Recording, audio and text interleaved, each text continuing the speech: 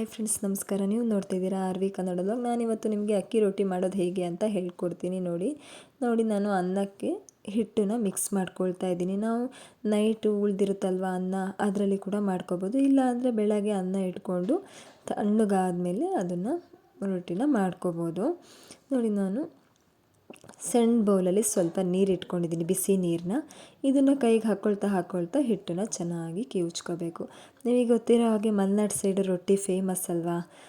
ಕೆಲವ್ರ ಕಡೆ ರಾಗಿ ರೊಟ್ಟಿ ಮಾಡ್ತಾರೆ, ಜೋಳದ ರೊಟ್ಟಿ ಮಾಡ್ತಾರೆ. ಹಾಗೆ ನಮ್ಮ ಮಲೆನಾಡು ಕಡೆ ಅಕ್ಕಿ ರೊಟ್ಟಿ ಅಂದರೆ ಫೇಮಸ್. ಸಾಧಾರಣವಾಗಿ ಚಿಕನ್ ಸಾಂಬಾರು ಮತ್ತು ಚಿಕನ್ ಫ್ರೈ, ಕೆಲವು ಪಲ್ಯಗಳಿಗೆ ಎಲ್ಲ ಮಾಡಿದಾಗ ಅಕ್ಕಿ ರೊಟ್ಟಿನ ನಾವು ಮಾಡ್ಕೊಳ್ತೀವಿ. ತುಂಬ ಟೇಸ್ಟ್. ನೋಡಿ, ಈ ಥರ ಕಿವುಚ್ಕೋಬೇಕು. ನೋಡಿ, ಕಿವುಚ್ಕೊಳ್ತಾ ಇದ್ದೀನಿ ನಾನು.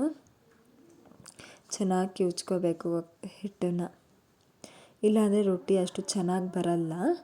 ನೋಡಿ, ಕಿವುಚ್ಕೊಳ್ತಾ ಇದ್ದೀನಿ ನಾನು.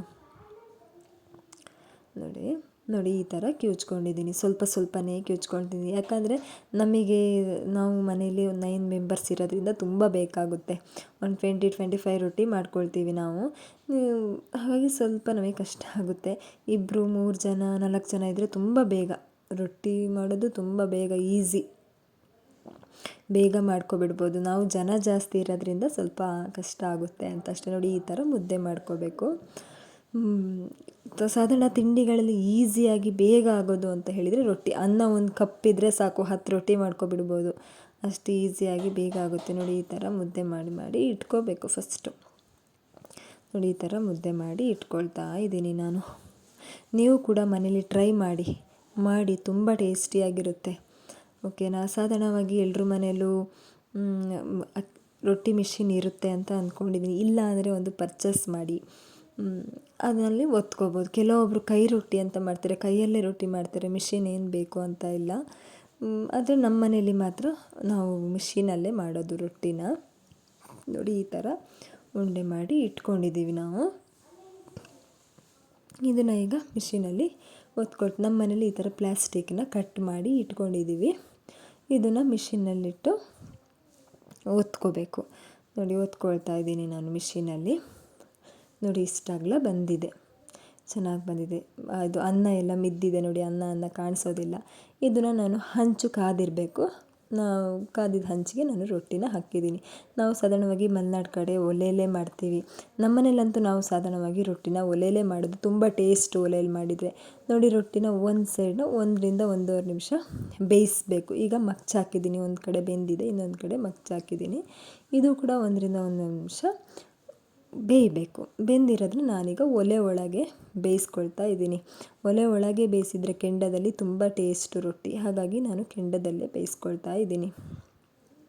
ಇನ್ನೊಂದು ಕೂಡ ಹಂಚಿಗೆ ಹಾಕ್ಕೊಂಡಿದ್ದೀನಿ. ನೋಡಿ, ನಾನು ಒಲೆ ಒಳಗೊಂದು ಬೇಯ್ತಾ ಇದೆ ಕೆಂಡದಲ್ಲಿ ಬೇಯಿಸಿದರೆ ತುಂಬ ಟೇಸ್ಟು ಚೆಂದ. ನೋಡಿ, ಅದು ಈಗ ಪೂರಿ ಊದ್ದಂಗೆ ಊದುತ್ತೆ. ಚೆನ್ನಾಗಿ ಹಿಟ್ಟನ್ನು ಮಿದ್ದಿದ್ವಲ್ಲ, ಹಾಗಾಗಿ ಪೂರಿ ಊದ್ದಂಗೆ ಊದ್ತಾ ಇದೆ. ನೋಡಿ, ಅಲ್ಲಿ ಕಾಣ್ತಾ ಇದೆಯಾ ನಿಮಗೆ ಊದ್ತಾ ಇರೋದು? ನೋಡಿ, ಚೆನ್ನಾಗಿ ಬಂದಿದೆ ರೊಟ್ಟಿ. ಮತ್ತು ಕೆಲವೊಬ್ಬರ ಮನೇಲಿ ಒಲೆ ಇರಲ್ಲ, ಏನು ಮಾಡೋದು ಅಂತೀರಾ. ಹಾಗೇನು ಅಂದ್ಕೋಬೇಡಿ, ಗ್ಯಾಸಲ್ಲಿ ಕೂಡ ಬೇಯಿಸ್ಕೋಬೋದು. ನೋಡಿ, ಗ್ಯಾಸಲ್ಲಿ ಒಂದು ಕಡೆ ಹಂಚಿಟ್ಕೊಂಡು ಬೇಯಿಸ್ಕೋಬೋದು ಹಂಚಲ್ಲಿ. ಇನ್ನೊಂದು ಕಡೆ ಲೋ ಫ್ಲೇಮಲ್ಲಿ ಇಟ್ಕೊಂಡು ರೊಟ್ಟಿನ ಈ ಥರ ಬೇಯಿಸಬೇಕು. ಚೆನ್ನಾಗಿ ಕಾಯಬೇಕು ಮತ್ತು ರೊಟ್ಟಿ. ಈ ಥರ ಬೇಯಿಸ್ಕೊಳ್ತಾ ಇದ್ದೀನಿ ನಾನು. ಮತ್ತು ಕತ್ತೋ ಥರ ಬೇಯಿಸ್ಕೋಬಾರ್ದು, ಕಹಿ ಆಗುತ್ತೆ ರೊಟ್ಟಿ. ಥರ ಬೇಯಿಸ್ಕೋಬೇಕು ಚೆನ್ನಾಗಿ. ಇದು ಕೂಡ ಪೂರಿ ಊದ್ದಂಗೆ ಊದುತ್ತೆ ನೋಡಿ, ಊದ್ತಾ ಇದೆ. ಕಾಣಿಸ್ತಾ ಇದೆಯಾ ನಿಮಗೆ ಊದ್ತಾ ಇರೋದು? ಹಿಟ್ಟು ಚೆನ್ನಾಗಿ ಮಿದ್ದಿರೋದ್ರಿಂದ ರೊಟ್ಟಿ ಚೆನ್ನಾಗಿ ಊದ್ತಾ ಇದೆ. ಕಾಣ್ತಾ ಇದೆಯಾ ನಿಮಗೆ? ತುಂಬ ಚೆನ್ನಾಗಿ ಬರುತ್ತೆ ರೊಟ್ಟಿ. ನೀವು ಕೂಡ ಟ್ರೈ ಮಾಡಿ ಮನೆಯಲ್ಲಿ. ಹೇಳಿ, ಕಮೆಂಟಲ್ಲಿ ಹೇಳಿ ನನಗೆ ಹೇಗಿತ್ತು, ಹೇಗಿದೆ ಅಂತ ಹೇಳಿ. ಓಕೆನಾ. ಚೆನ್ನಾಗಿ ಊದ್ತಾ ಇದೆ. ರೊಟ್ಟಿ ರೆಡಿಯಾಗಿದೆ ನೋಡಿ. ಓಕೆನಾ. ನೋಡಿ, ಎಷ್ಟು ಚೆನ್ನಾಗಿದೆ. ನೀವು ಕೂಡ ಟ್ರೈ ಮಾಡಿ ಫ್ರೆಂಡ್ಸ್. ಕಮೆಂಟಲ್ಲಿ ತಿಳಿಸಿ. ಓಕೆನಾ. Thank you.